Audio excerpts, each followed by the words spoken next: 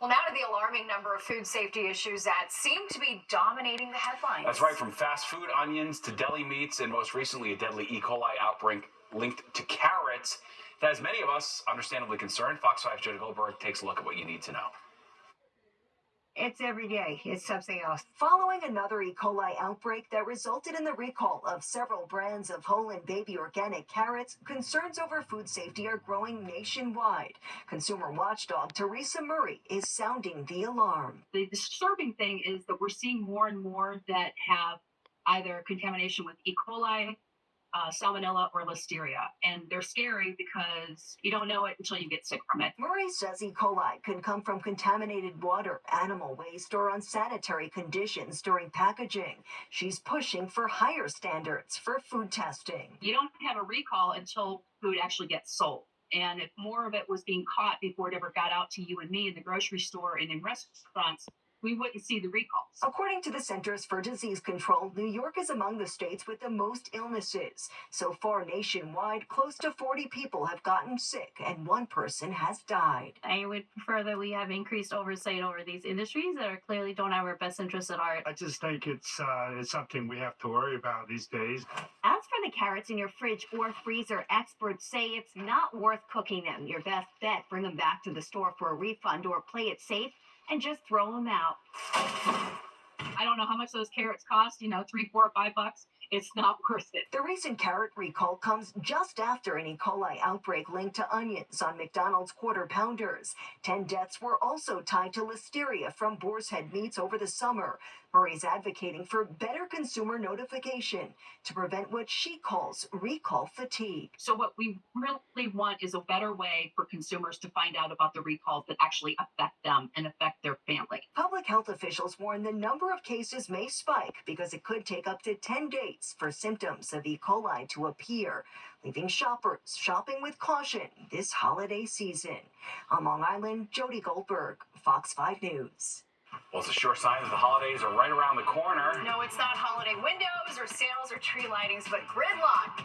We love a good cliche here at 10 o'clock. Say it with me, Steve don't Lacy. say it. Get ready to pack your patience tomorrow. Oh, boy. All right. And this is more fun than gridlock. Get a first look at the floats and balloons about to be featured in this year's Macy's Thanksgiving Day Parade. Nothing says Thanksgiving like the annual Macy's Thanksgiving Day Parade. And synchronize your watches. We're a little more than a week away. Fox 5's Kendall Green got a first look at the balloons and floats waiting to make their parade debut.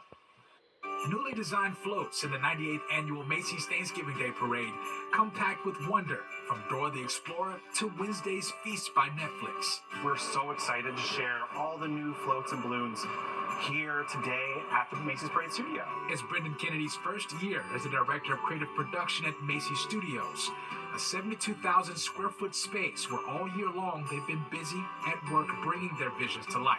We come up with the ideas for what the floats and balloons can be, draft those out, model them out, and then the engineering team and animation team help that come to life. Kennedy shares it takes anywhere from 6 months to a year to complete these bold, vibrant, detailed floats and balloons for more than 3.5 million people to marvel at. For example, behind me we have our Rayo's homemade float, which is based on the idea of a pasta night. We have Al Dente, who's riding a rigatoni pony, who's joined by their fabulous friend Arrabbiata, who's a fire-breathing dragon. They're all made out of pasta shapes. The parade showcases those special local ties, like the Bronx Zoo, celebrating its 125th anniversary with its float featuring a few animals older than the kids who will attend the parade. Very detailed, and in there on the gorilla is actually modeled after a real gorilla at the zoo. Her name is Julia. She's been there since 1981. Among the newer floats this year, Candy Cosmos and Strikes by Go Bowling. It features a massive 16-foot bowler, Penelope. She's a marvel of machinery, but it's really cool. I feel like she would bowl a perfect strike every time. Just one of many that'll have Kennedy and his crew beaming with pride on Thanksgiving Day. I feel really privileged that we get to just bring fun and excitement and sometimes surprise and delight to the crowds. Kendall Green, Fox 5 News. All right, that's the good news. Here's the bad news. Tomorrow's the first gridlock alert day of the holiday season since traffic's expected to be busier than normal. Anyone traveling in or around the city is encouraged to walk, bike, or take mass transit. Gridlock alerts are also in effect Thursday and Friday this week, as well as several weekdays in December. leading up to the holidays. And straight ahead, all new at 10:30. New questions being raised about the mental health of the Manhattan stabbing spree suspect, specifically how he could have been out on the streets after several previous arrests. We will take a closer look. Among those demanding answers. All right, Fox 5's Linda Schmidt takes a look at what legal action they could take and what laws are in place to keep people with mental illness from harming others. He's a nice person. He helped with my family. Bertha Landy is heartbroken and angry after her 36-year-old brother, Angel Lata Landy, was viciously attacked and killed about 8:15 Monday morning. 51-year-old Ramon Rivera, a homeless man who reportedly has mental health issues, is charged with killing Landy and two others in a stabbing spree. Rivera has a long arrest record in New York and several other states. I don't understand why. Landy does not understand how Rivera was even allowed on the streets. The family tells Fox 5 they are now considering suing the city. I want justice for my brother. The family is from Ecuador and is receiving support from community activists. In this case, the administration of the Mayor Eric Adams is accountable and responsible for letting this person be out in the street. You see people walk the streets, you probably see it in your neighborhood, where people talking to themselves, yelling at themselves, walking around with no shoes on in 20 degrees weather. Mayor Adams expressing his frustration with the senseless killings and the city's mental health issues. 2 years ago, his administration mobilized clinically trained teams to forcibly hospitalize people who are experiencing severe mental health issues. The policy has been criticized by some advocates and elected officials. Everybody said I was inhumane, that we just want to institutionalize people. Well, this is the result of that. The mayor wants to broaden the program and is pushing for legislation from Albany. Attorney Imran Ansari practices civil and criminal law. But I don't think the family will be successful with a lawsuit against the city unless they're really able to show that there was negligence in some way with this particular individual. Linda Schmidt, Fox 5 News. And for the latest on the deadly stabbing spree case, just scan the QR code on your screen to download the free Fox local app where you can stream our newscasts and get breaking news updates anytime. So, do you have thousands of photos on your phone? Like 77,000, right? Way more, yeah. And another 1,000 unread emails to go with them. Okay, that I don't have. Well, experts say that could be a sign you could have a digital ditto. The emails mean nothing, but I do have a lot of photos. All right, plus, it's a full sign. The holiday season's well underway. We're going to take you to 125th Street for the annual Harlem Holiday Lights Parade.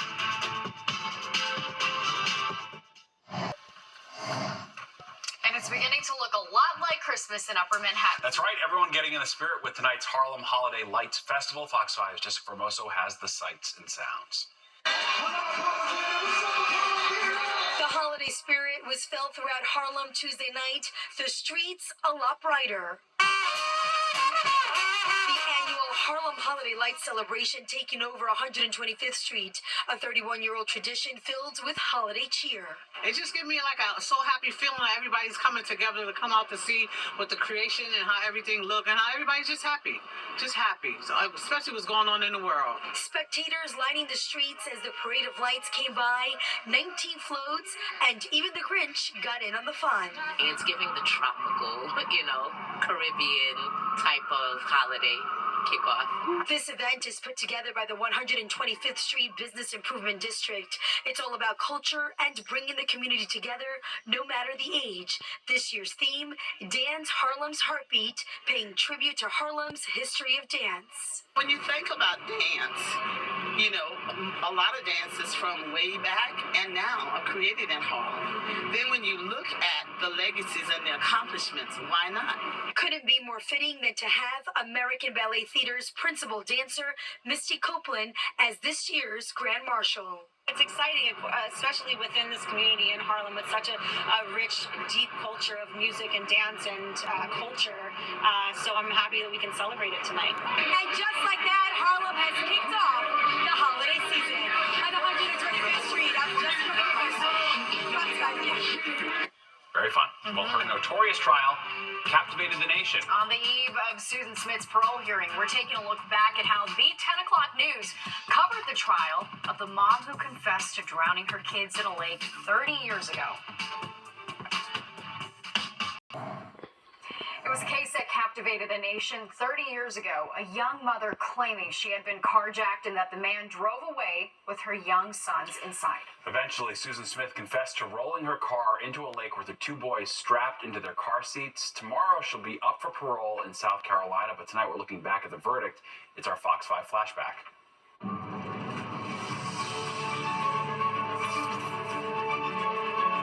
After the Susan Smith verdict, the jury was quick to decide she was guilty of killing her 2 sons, and they took just about the same amount of time in the jury room to decide whether she lives or dies. The verdict was life in jail. Rita Cosby is in Union, South Carolina with more. Rosanna, anger and relief spread throughout this courthouse and this community when the verdict came down. And now one of the most emotional cases in South Carolina's history is over. I'll never forget what Susan has done to me, my family, even have to say her family. And I'll never forget Michael and Alex. David Smith's voice quivered as he spoke of his ex-wife's punishment.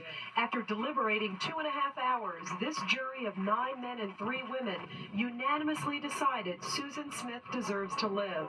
Sentenced now to life in prison for murdering her 2 young sons. The 23-year-old mother wept and hugged her attorneys. Her mother also had a stream of tears. She was very relieved for her mother and for the rest of her family because she knew that she knew that her that the people she loved could not bear a death sentence. A torrential storm followed the verdict. Residents crowded around this small courthouse to hear the fate of a woman whose actions have ripped through their heart. Jurors were obviously swayed by Smith's tormented life, filled with depression and sexual abuse. Everybody would have to live with that decision. And me personally, I couldn't live with it, knowing that I had something to do with putting her to death. I've lost no respect for that jury. I respect their opinion. Again, I may disagree with it, but I'm not one of the 12 jurors. Me and my family, of course, are disappointed that the death penalty wasn't the verdict. Smith told her attorney today that she doesn't know if she'll ever forgive herself. She says she knows she will always lead a tormented life. And although she has been sentenced to life in prison, under South Carolina law, she is eligible for parole in 30 years. Reporting from Union, South Carolina, Rita Cosby, Fox News. Now back to you, Rosanna. Okay, thank you, Rita. Under the law, just 1 juror voting against the death penalty would have spared Susan Smith. It turns out it was just the opposite. Only 1 juror wanted her executed, and then he changed his mind to make it unanimous for life in jail.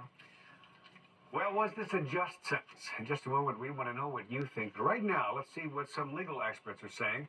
Bob O'Brien is just back in our newsroom. Bob? John, the judge calls the choice made by the jurors today the toughest moral decision anyone has to make. The jury's sentence, as you mentioned, was unanimous. The reaction to it is not. The prosecutor begged the jurors to review videotapes of television appeals Susan Smith made for 9 days after she killed her sons, lying to a shocked nation that a carjacker had taken her boys. Please bring them home. The prosecutor called the murders of 3-year-old Michael and his 14-month-old brother Alex the type of crime envisioned by the death penalty. But trial attorney John Kelly believes in this case there was no way that penalty would be imposed. I don't think the jurors in that town ever in a million years would have given her the death penalty. And I think the irony of the entire thing is that those jurors that were not moved to sympathy by her extenuating circumstances would have seen the most appropriate punishment would be to see her live a life of torment in prison rather than suffer a quick, relatively painless death at the hands of the state. Susan Smith's confession that she drowned her sons broke hearts across the nation, and strong opinions about her sentence today ranged far beyond South Carolina. They should drown her like she drowned her kids. Killing someone isn't really the answer either. She killed her kids, and she killed them in such a terrible way that there was no other thing that she deserved but the death sentence. It's hard to imagine a penalty that's bad enough for such a horrible crime, but maybe for her, life in prison is worse than the death penalty. I think she deserves to go to jail, her and go to prison and die. I'm glad she got the 30 years. This way she's gonna think about it for the next 30 years and all. It's too easy, the electric chair. Susan Smith's attorney said this to the jurors before they made their decision. You have a choice, and you can make a better choice than what she made. Tragic case. Yeah, incredible no doubt reporting. about it. All right, let's go now to Audrey for a look at the forecast and some much-needed rain finally on the way in. So it looks like we'll have a temperature of 59 degrees tomorrow.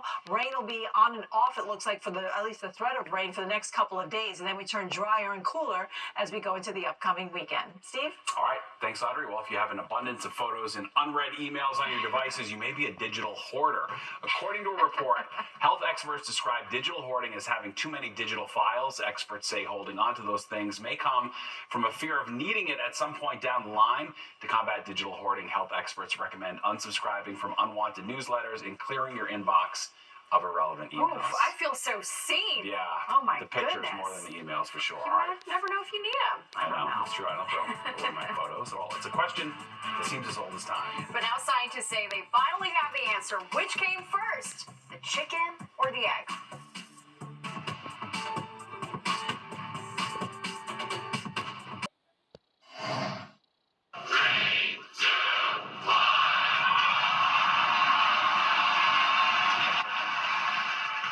SpaceX launched its powerful Starship rocket from Texas today as President-elect Donald Trump and SpaceX CEO and newly minted efficiency czar Elon Musk looked on. The rocket made a safe landing and stayed intact before splashing down in the Indian Ocean. But unlike last month's successful test, this time the Super Heavy booster came down in the Gulf of Mexico instead of being caught by giant mechanical arms. At this point, it's unclear exactly what went wrong. More Americans are using social media as a regular source of news. This is due to podcasters and news influencers. It's a trend both presidential campaigns tried to capitalize on. The Pew Research Center found that more than 20% of adults get their news from social media influencers on a daily basis. That number jumped to nearly 40% for young adults under 30. Scientists in Switzerland say they have finally answered which came first, the chicken or the egg. The team found that it's the egg. They came to that conclusion based on the study of single-celled organisms. Their research determined the genetic machinery that creates eggs has existed for more than 1 billion years, which predates animal existence by hundreds of millions of years. Oh man, now what are we going to argue I know. over? Makes a lot of sense. How did we not figure that out earlier? I know. And there's more of the 10 o'clock news straight ahead. All right, first, so here's a look at what you can expect tomorrow on the Roads and Rails.